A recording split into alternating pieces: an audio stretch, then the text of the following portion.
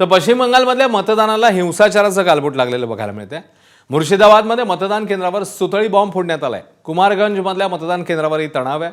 TMC कार्यकर्त्यांनी भाजपच्या polling एजंटला अडवल्याचा आरोप होतोय, तर भाजप एजंटला स्थानिकांनी हुसकावून लावलं अशी ही माहिती समोर येते। पश्चिम बंगालमध्ये हिंसाचार आणि तणावात मतदान पार पडतंय अशी सध्याची स्थिती।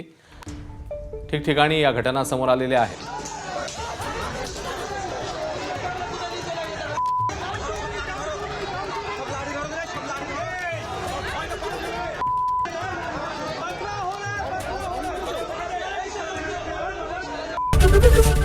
एबीपी माझा, उघडा डोळे बघा नीट।